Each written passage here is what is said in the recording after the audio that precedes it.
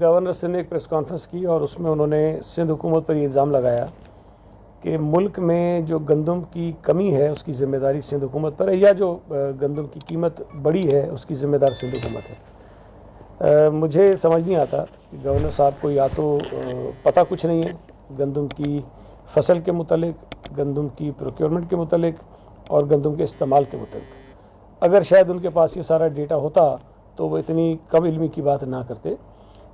پورے ملک میں اس وقت جو ہمیں گندم کی ضرورت ہے وہ 2,80,00,000 ٹن ہے، 2,80,00,000 ٹن، اور ملک کی پیداوار جو ہے وہ 2,70,00,000 کے قریب ہوئی ہے۔ صوبہ سندھ میں اس وقت جو پروکیورمنٹ ہم نے کی ہے، جو گندم ہمارے پاس اسٹاک میں موجود ہے وہ 12,00,000 ٹن ہے۔ اب کہاں ہماری ضروریات 2,70,00,000 ہیں اور کہاں 12,00,000 ٹن کی جو اسٹاک ہے وہ سندھ کے پاس موجود ہے۔ میں یہ بات بار بار کہہ چکا ہوں کہ پورے ملک میں جتنی گندم پیدا ہوتی ہے اس کا 70% کے قریب جو ہے وہ پنجاب میں پیدا ہوتا ہے۔ اس سال بھی جس طرح میں نے بتایا کہ 2,70,00,000 ٹن اگر گندم پیدا ہوئی ہے تو 2 کروڑ ٹن سے زیادہ جو گندم ہے وہ پنجاب میں پیدا ہوئی ہے۔ اب سوال یہ پیدا ہوتا ہے کہ اگر پنجاب میں گندم پنجاب کی ضرورت سے زیادہ پیدا ہوتی ہے تو پنجاب میں یہ بحران کیوں پیدا ہو جاتا ہے؟ پنجاب میں گندم کی قلت کیوں ہو جاتی ہے؟ پنجاب میں لوگوں کو آٹا کیوں نہیں ملتا؟ پنجاب میں آٹے کی قیمت کیوں بڑھتی ہے؟